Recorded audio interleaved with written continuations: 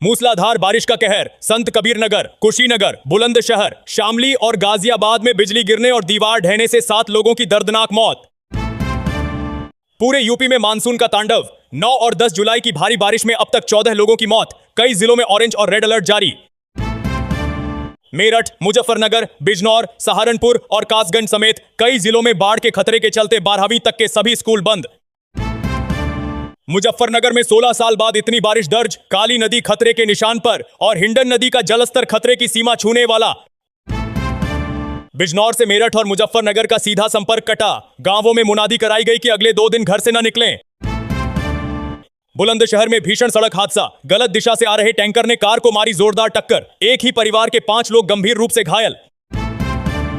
मुरादाबाद के पाकबड़ा में 36 घंटे के भीतर अलग अलग खेतों से मां और उसकी 12 साल की बेटी का शव मिलने से सनसनी। पुलिस की कई टीमें जांच में जुटी।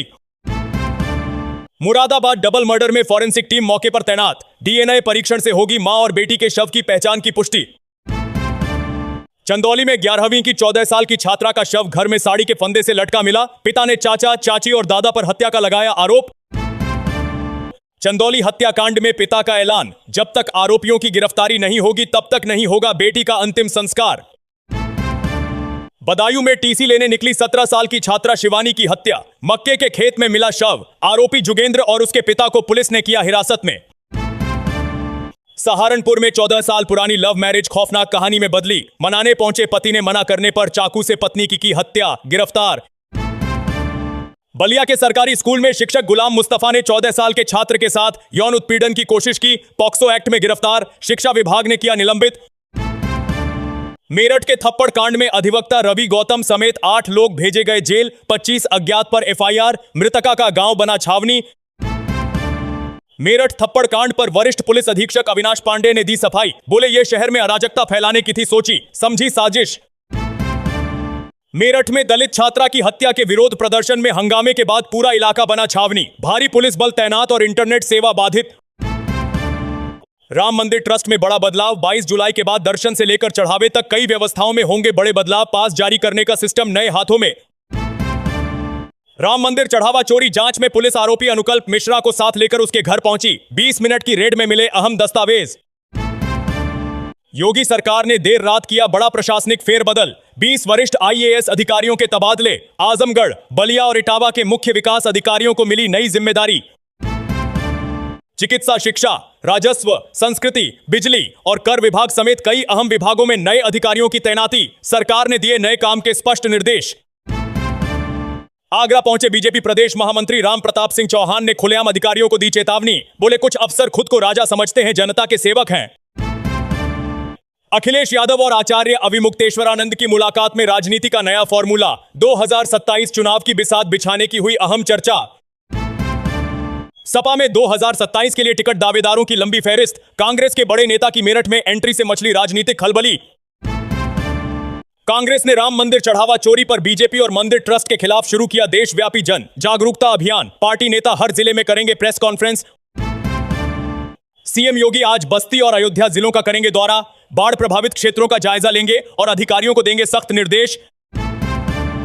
सीएम योगी ने चित्रकूट में राम मंदिर चोरी पर पहली बार दिया बड़ा बयान। बोले एफआईआर और गिरफ्तारी हो चुकी है, पूरे ट्रस्ट पर सवाल उठाना उचित नहीं। पीएम मोदी 10 और 11 जुलाई को न्यूजीलैंड की ऐतिहासिक यात्रा पर। दोनों देशों के बीच होगी महत्वपूर्ण द्विपक्षीय वार्ता। जौनपुर में बुलडोजर कार्रवाई के दौरान भारी बवाल। प्रशासनिक टीम पर पथराव में नायब तहसीलदार घायल। सहारनपुर में भारी बारिश और जलभराव का तांडव। 12वीं तक के सभी स्कूल बंद और जनजीवन पूरी तरह अस्त व्यस्त। मुरादाबाद में भारी बारिश का रेड अलर्ट। 10 जुलाई को कक्षा 8 तक के सभी स्कूलों को किया गया बंद। प्रयागराज में गंगा का जलस्तर लगातार बढ़ रहा। संगम तट के निचले घाट डूबे। प्रशासन ने और तेज किया राहत कार्य।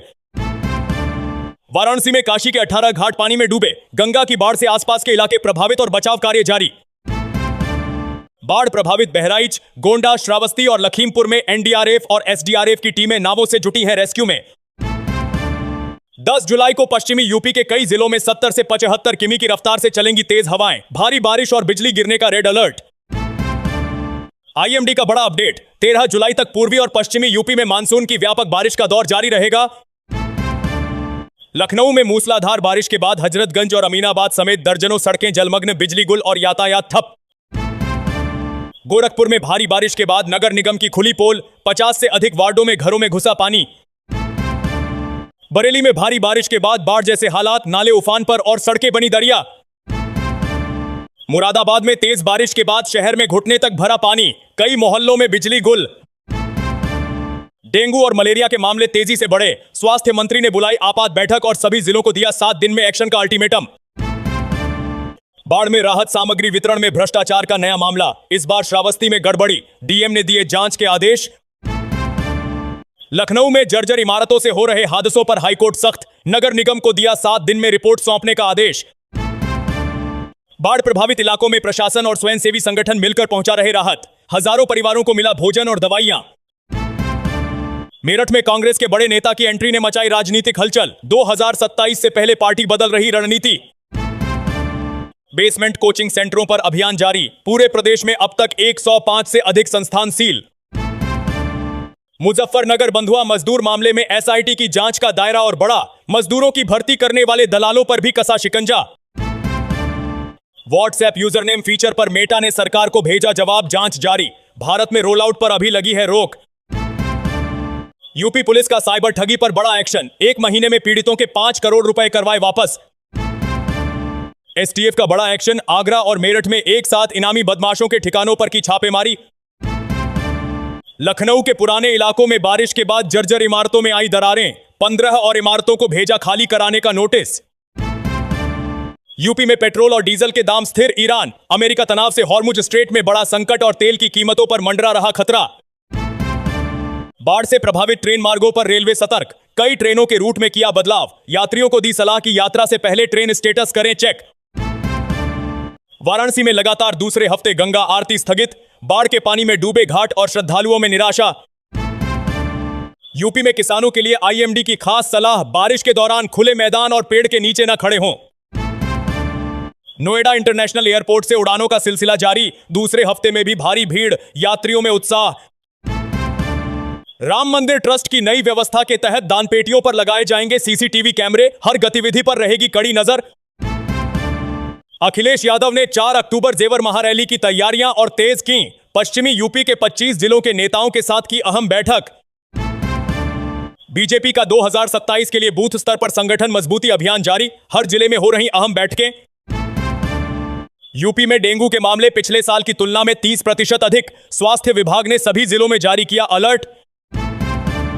किसानों के लिए खुशखबरी, मानसून की अच्छी बारिश से धान की रोपाई जोरों पर, फसल के लिए परिस्थितियां हुई बेहद अनुकूल।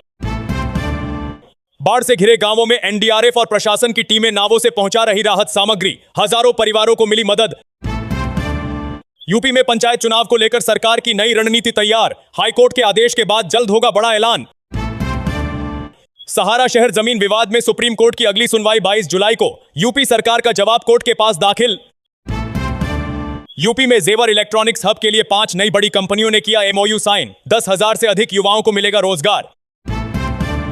बाढ़ पीड़ितों की मदद के लिए यूपी सरकार की हेल्पलाइन 1112 पर मिल रही तुरंत मदद, 10,000 से अधिक लोगों ने उठाया फायदा। वृक्षारोपण महाअभियान का नया चरण जारी, 10 जुलाई को पूरे प्रदेश में 50 लाख पौधे लगाने का लक्ष्य निर्धारित। यूपी में सरकारी स्कूलों में बच्चों की पढ़ाई का स्तर सुधारने के लिए शिक्षा विभाग ने जारी किया नया पाठ्यक्रम और शिक्षण मॉड्यूल,